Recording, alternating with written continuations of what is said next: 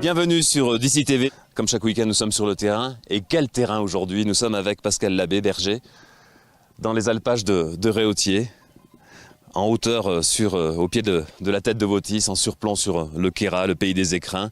Déjà le Mont Blanc qu'on voit au fond derrière nous. Cette magnifique montagne là-dessus, Champcéla, comment elle s'appelle? C'est le Golan. Le Golan. Et juste dessous, les brebis, les moutons de Pascal Labbé, 1700 têtes ici, à Réautier tout l'été. Pascal y est depuis 1993, un bail quoi. Ah oui, voilà, c'est une région qui est tellement magnifique. On a une vue imprenable. Ouais. On a vraiment un balcon sur la Durance, une vue dans le Briançonnais jusqu'au lac de Serponçon. Allez, on fait un petit descriptif là, on pouvait profiter avant de commencer l'actualité dans un instant. Alors, les écrins juste là, derrière juste il y a la barre des écrins et le Pelvoux. Hein. Le Pelvoux. Ensuite, nous avons la station de Puy-Saint-Vincent. Ouais. En arrière-plan, on voit le Mont Blanc. Au soleil, qui brille encore un peu. Le Mont Rose à côté là-bas. Rose. La frontière franco-italienne, le Chaberton, tiens, qu'on voit bien là. Et puis déjà un peu le Queyras. Le Queyras, le début, avec... on voit le pic du col Isoire. Ensuite, en redescendant, on voit le Mont Viso, en Italie, avec la plaine de Seillac qui est juste en face, à 1050. Plus bas, la plaine de Guillasse. Les alpages de Furfendre, les derniers névés de la Furfendre, du Val d'Escrin. Ouais. Alors ça y est, les moutons reprennent le chemin des alpages après une nuit tranquille. Ouais, c'est... Encore pour l'instant, je ne suis pas trop emmerdé, mais sinon, en ce moment, il y a des chiens qui traînent aussi. Ah ouais. Parce qu'on parle souvent le sujet récurrent, c'est le loup, etc.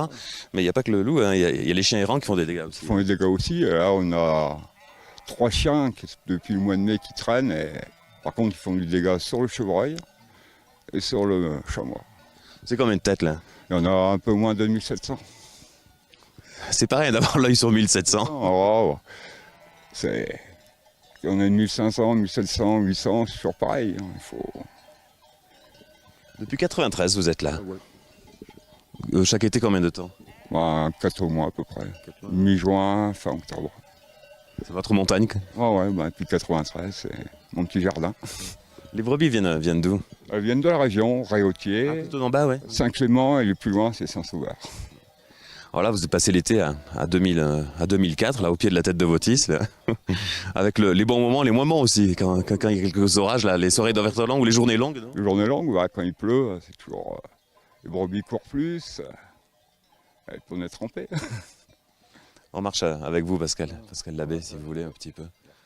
Le point de vigilance, là, au petit matin, lorsque vous les sortez? Disons que là, je leur donne une direction pour aller... ce matin, je les amène dans un parc pour faire manger des endroits. Il y a encore peu d'herbe. Hein. Il y a peu de... C'est une herbe qui est grossière, qu'elles n'aiment pas trop. Et si elles sont libres, elles font que courir, elles passent dedans sans y toucher. On les suit un peu. C'est une vraie complicité qu'il y a avec les chiens. Oui, c'est sûr. C'est plus une coopération que... C'est quoi les mots-clés? La gauche, la pigée. Gauche, droite, derrière, devant. Puis, plus le temps qu'elles gardent là, elles connaissent la montagne aussi bien que moi, et elles savent où les brebis doivent aller. Ah ouais. Elles sont comme un trajet, elles ont 8 ans et 9 ans, donc c'est déjà moins des chiens foufous. Et on les regarde, elles ont l'œil dessus, hein, c'est ça. Ça quitte pas des yeux. Quitte pas des yeux. Et on continue un peu.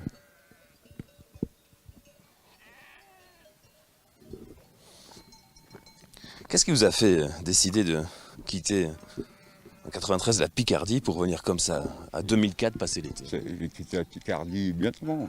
J'ai quitté la Picardie en 80. Je travaillais dans la restauration, j'étais serveur, j'ai fait une école hôtelière.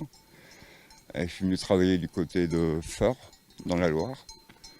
Je suis resté 6 ans, et j'en ai eu un peu marre d'être enfermé. Et je suis atterri dans les Hautes-Alpes. J'avais un copain qui travaillait pour des chantiers de jeunes sur Urbaine. Et il avait un chantier qui avait du mal à terminer dans les temps. Et ils m'ont demandé si je ne peux pas venir lui donner un coup de main. Et c'est là que j'ai rencontré pour la première fois les Hautes-Alpes. Et j'ai eu le coup de cœur. Ah ouais. Donc après, j'ai cherché de trouver un métier qui pourrait me subvenir à mes besoins. Donc à l'époque, il y avait des stages et j'ai appris à faire la taille des arbres fruitiers, pommiers et poiriers vers Montgatier-Allemand. Alors je suis resté tout un hiver. Et dans un bar, j'ai rencontré un berger. On a discuté, je ne sais pas ce que c'était ce métier-là. Et je suis resté tout un printemps avec lui. Et je me suis engagé. La première année, j'ai fait des remplacements, donc j'ai pu voir à peu près tous les asphalts de la région. J'étais dans le Dévoluy, dans l'Ubaye, dans le Cisteronnais et dans les Hautes-Alpes. Donc j'ai fait le col de Daniel, non pas le col de Daniel, le col vieux, vers Restefort, le col de Vars, le Grand Bérard, la Combe d'Amine. Et là, j'ai fini la saison au Grand Bérard. Aussi, j'étais où ça? C'était à Séuse. Ah oui. Oh, bah, tout l'été, j'ai fait que des remplacements. J'ai pas raté. Et vous avez appris le métier. J'ai appris le métier. Donc la première année, je savais pas si ça allait me plaire vraiment. Donc j'ai fait que des remplacements. Je voulais pas m'engager à prendre une montagne puis après laisser tomber les éleveurs. Ouais, je souligne l'expression parce que vous voyez, l'expression c'est prendre une montagne, c'est-à-dire pour ceux qui nous regardent ailleurs, voilà, c'est votre montagne en C'est fait. ma montagne, Ouais, ouais. c'est vrai. Parce qu'il y a un double rôle, il y a bien sûr le troupeau, hein, Ouais, ouais. mais il y a aussi une espèce de rôle de. Vous êtes celui qui a l'œil sur la montagne pendant l'été. Ouais, ouais. Et en plus, je suis très ami avec Christian Cloumi, qui a monté une association, pas une association, mais Envergure là. envergure alpine. Donc moi, je fais beaucoup d'observations de rapaces. Et puis vous avez l'œil aussi un peu sur les randonneurs, vous savez un peu qui est parti, vous savez en gros ce qui se passe dans la En montagne. montagne, ouais, on est l'œil, on voit tout, sans se faire voir pratiquement. Ouais, c'est ça. Ouais, ça y est, les moutons ont retrouvé leur. On a trouvé l'entrée, malgré la voiture qui Ça, c'est les impondérables. Hein. est impondérable. Dans une journée comme celle-là, les brebis vont passer en gros la demi-journée là pour bien manger parce que c'est l'endroit où il y a de l'herbe. C'est surtout de l'herbe qu'elles mangent très mal. C'est du grossier. Sinon, vous regardez tout autour, elles ont tout mangé. Tout ce qui est côte, c'est beaucoup plus vert. Ça, elles s'y accrochent bien. Mais là où elles sont, là où je les ai enfermées, c'est des endroits qu'elles passent en courant sans baisser la tête. Et ensuite, vous les bougez dans la journée. Après, dans la journée, ouais, bien sûr, parce que là, elles n'ont pas vraiment assez pour remplir leur estomac.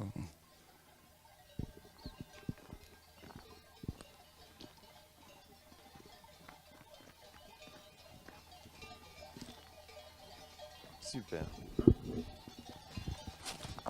Ah, ça y est, le soleil arrive sur le Mont Blanc là-bas. Le Mont Blanc, ouais, il commence à bien briller. Pas trop long, 4 mois là.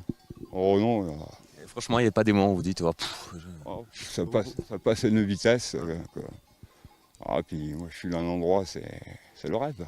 vous descendez tous les combien? Une fois par semaine? Oh, tous les 10 jours. Vraiment, quand j'ai plus rien à manger. Ah, c'est la corvée. La corvée. Ah ouais, c'est la corvée de descendre.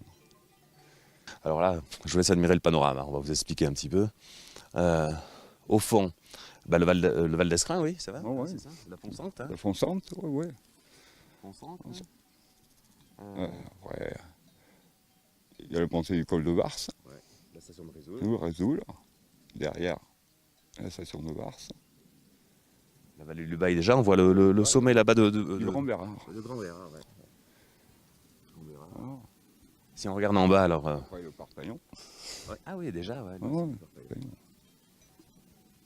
La plaine de Seillac, c'est fou comme c'est une plaine suspendue dans le Queyras. Ah, C'est fou, ouais. on le voit bien là. Hein. À 1500 mètres, on est vraiment presque en face. Là, on est vraiment en balcon sur la Durance. On a une vue du Briançonnet jusqu'au Lambrunet. C'est splendide. On voit donc Guillestre. les gorges du Guil. Et puis, alors on a même la vue sur un site classé au patrimoine mondial de l'UNESCO, le fort de Mont-Dauphin, la commune de Mont-Dauphin qui est juste sur ce petit plateau. Vous voyez le plateau où il y a donc cette citadelle, hein, Vauban. Eh bien c'est une commune juste dessus, c'est l'une des plus petites communes de France. 93, je suis là, je ne m'en lasse pas de ce panorama. C'est vraiment un site splendide. De temps en temps, des gens vous rejoignent un petit peu Oui, bah, en ce moment, j'ai la famille qui sont là. Ils sont une dizaine. On est un peu du monde dans les cabanes.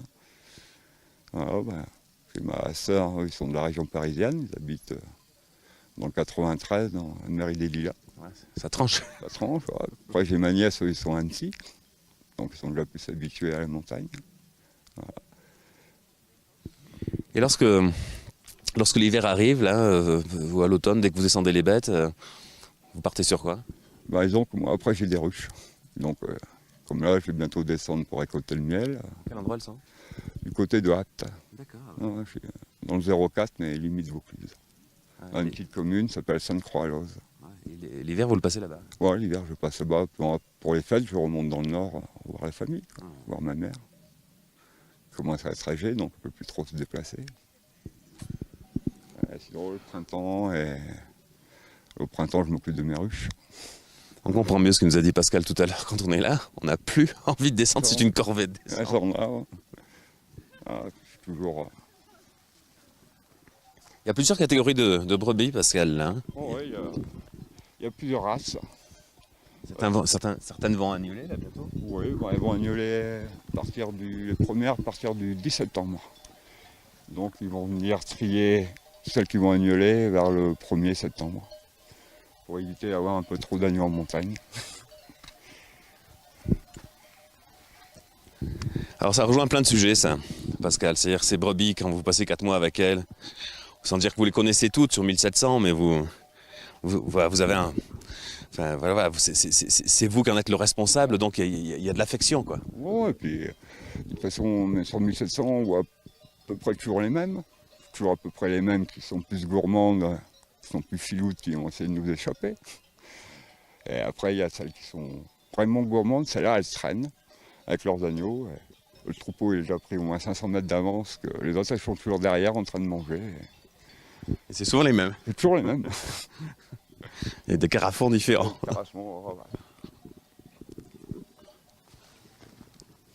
Ils vous quittent pas, les bordeurs collés, hein? Ah, bah ça, ils sont toujours avec moi. Comment ils s'appellent? Il y a Mika, celle qui court, et Gaïa. Mika, c'est la mère, et Gaïa, c'est la fille. Elles ont 9 ans et 8 ans. Vous avez hésité à prendre un patou ou... Disons qu'ici, on n'a pas l'utilité. C'est toujours une responsabilité d'avoir un patou avec les touristes, surtout là, j'ai un... Quelle est la différence? Pourquoi certains font le choix du patou, en fait? La raison, c'est vraiment qu'ils sont embêtés par le loup, qu'ils ont des attaques. Donc, parce que oui, ils pourraient que vous alerter, les deux? Non, mais... Donc, moi, depuis 93 que je garde ici, j'ai qu'une attaque de loup. C'est un jeune qui a quitté une motte et qui a traversé la vallée, quoi. Donc moi pour l'instant le patou j'en ai pas trop d'utilité. Mais il défendrait mieux que vos chiens? Ah ouais, ça c'est des chiens, le loup il les touche pas, hein, il en aurait peur même. Non, ça c'est vraiment les chiens pour la conduite du troupeau, c'est pas des chiens de protection. On disait, le bon côté c'est que vous n'êtes pas embêté à les surveiller par rapport aux touristes, ils sont adorables, c'est ça? Ouais, puis ils sont habitués, hein. Je vois ici elle voit tellement de monde, puis il y a des bergers qui n'aiment pas qu'on caresse leurs chiens, moi ça ne me dérange pas. Quand je pars au troupeau, de toute façon, elle me suit. Vous en pensez quoi, au bout du compte, cette histoire de loup, là? Alors vous êtes moins embêté, vous le disiez, ici, dans les alpages de Réautier, mais ça peut venir à tout moment. Je sais pas, vous y pensez le soir ou... Non, j'y pense pas, mais ça peut... Pour l'instant, on est tranquille, mais une année, une meute peut s'installer, mais ici, c'est un endroit qui est un peu trop ouvert pour...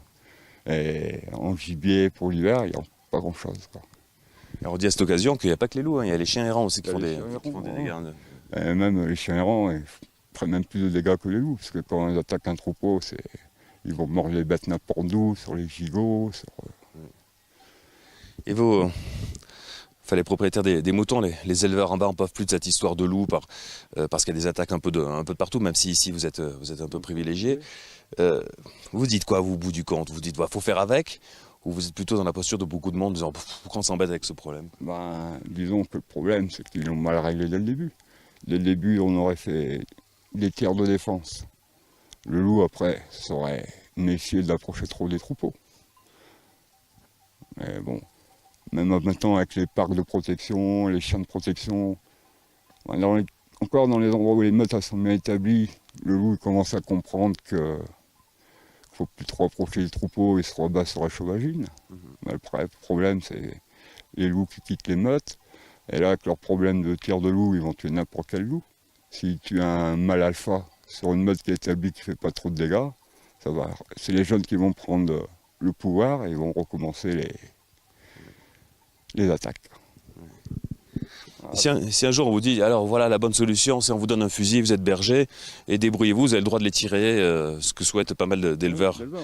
Disons. Est-ce que vous considérez que c'est dans votre métier ou ça vous embêterait, pardon? Non, c'est pas dans mon métier de prendre un fusil. Mais on nous donne, ceux qui ont des problèmes avec les loups, ils ont un aide berger. Pour les aider dans leur travail, pour la surveillance de nuit. Au lieu de mettre un aide berger, ils mettraient un chasseur. Oui. Ou un aide berger qui a le permis de chasse, il pourrait tirer. Ouais, c'est peut-être une solution dans les endroits sensibles. Sensibles, non. Moi, je ne suis pas contre l'extraction du loup. Ouais. Mais au moins, leur faire comprendre, parce que maintenant, le problème, c'est que le loup n'a presque plus peur de l'homme. J'ai eu un garde qui a fait un constat loup du parc des Écrins. L'éleveur, le loup, lui pique un agneau en plein milieu de la journée. Dans le troupeau, il a vu le troupeau se séparer en deux. Et lui, il était là, et le loup, il a pris l'agneau. Ça vous arrive de vous dire, tiens, drôle d'idée que j'ai eue de me mettre dans cette histoire de berger, parce que vous vivez seul ici? Non, ça c'est vraiment une chose que je ne regrette pas. Ouais. J'aurais regretté de ne pas avoir... Oui, une vie conventionnelle, avoir une maison, la femme, les enfants. Non. J'aurais regretté si j'aurais pas dû trouver ce métier. Parce que quand je viens de la Picardie, les alpages, ça on ne connaît pas du tout, c'est plutôt la plaine. C'est vraiment un choix de vie, de dire voilà, ma vie c'est celle-là, d'être seul, célibataire d'une part. Hein, célibataire, oui. Mais ça ne me procure aucun problème. Et d'être, je sais pas quel terme, choisir, connecté à la nature finalement, que ce soit l'été et l'hiver. L'été et l'hiver, ouais, je suis toujours dans la nature. De temps en temps j'ai envie quand même. Faut bien faire les provisions. Vous voyez les choses de haut, ouais. Oui, si. Avec du recul et de la hauteur, ça fait pas de mal dans ce bas-ventre. Non. Parce que tout ce qui se passe. Encore ici, il n'y a pas de plan Vigipirate en haut encore. On peut encore se balader tranquille. Il n'y a pas de voiture bélier, il n'y a rien. Il y a des béliers tout court. Tout court, ouais.